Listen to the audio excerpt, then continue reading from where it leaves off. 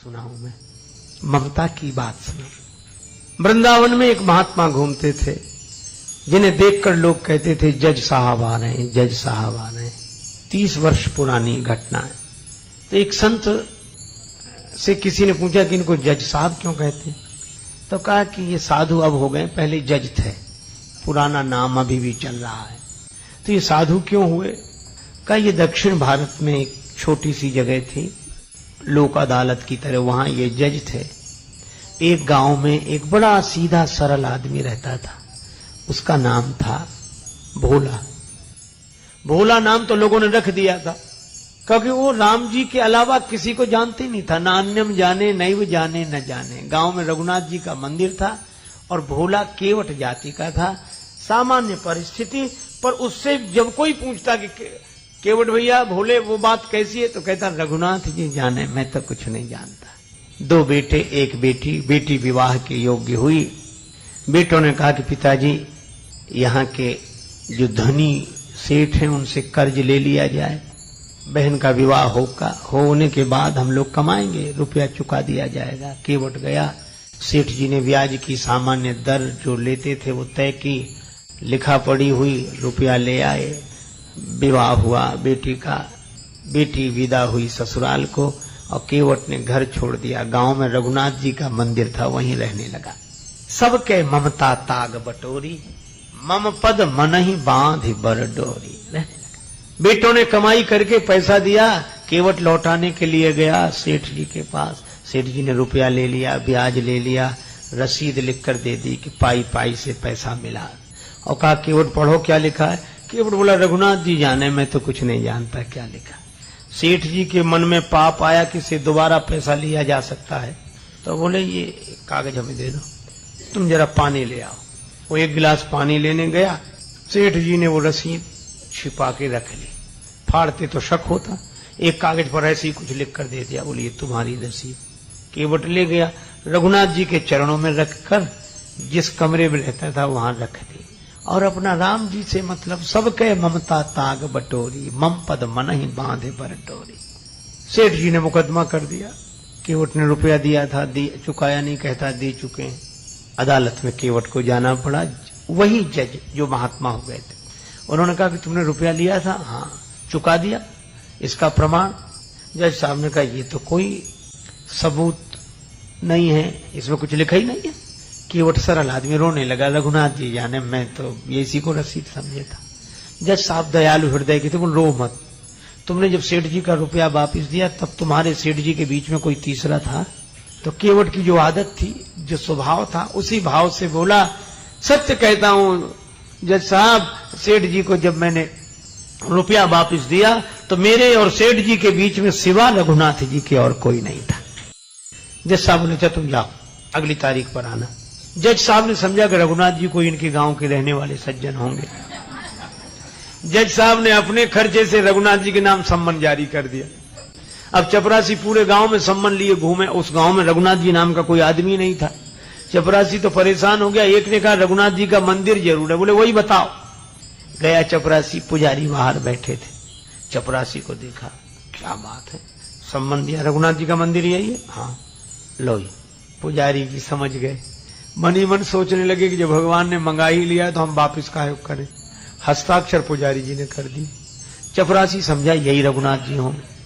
पुजारी जी ने सम्मन रघुनाथ जी के चरणों में रख दिया और आंखों में आंसू भरकर बोले प्रभु आपको पोशाक कई बार आई होगी, भोग लगाने के लिए तरह तरह के पदार्थ आए होंगे, आभूषण कई बार भक्त लेकर आए होंगे, लेकिन सम्मन पहली ही बार आया होगा।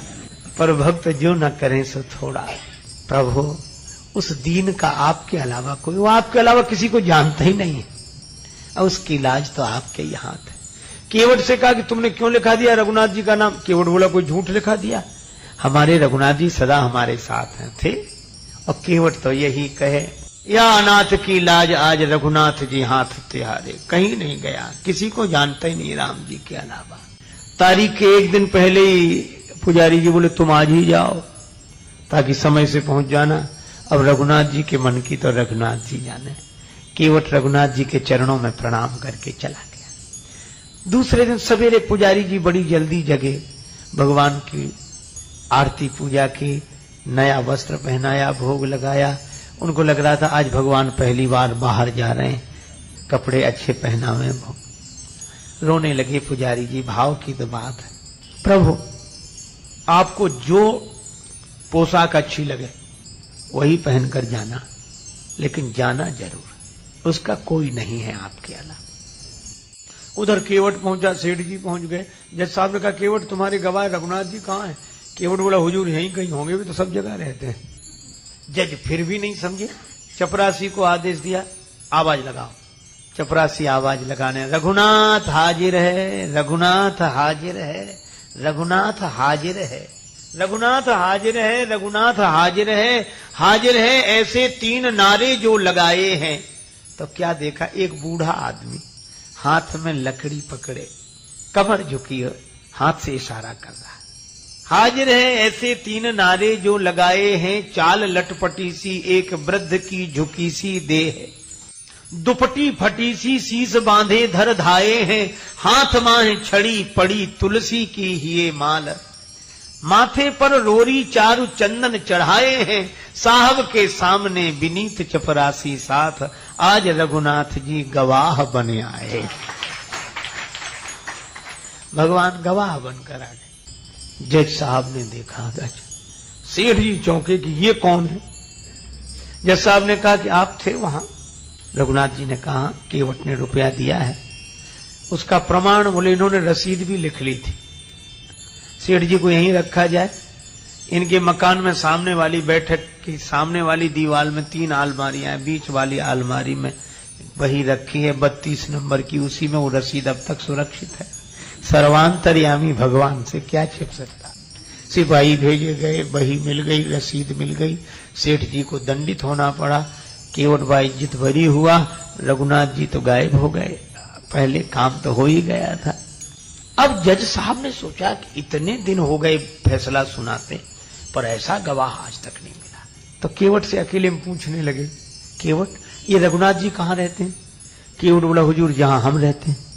तो तुम कहाँ रहते हो? बोले जहां रघुनाथ जी रहते हैं।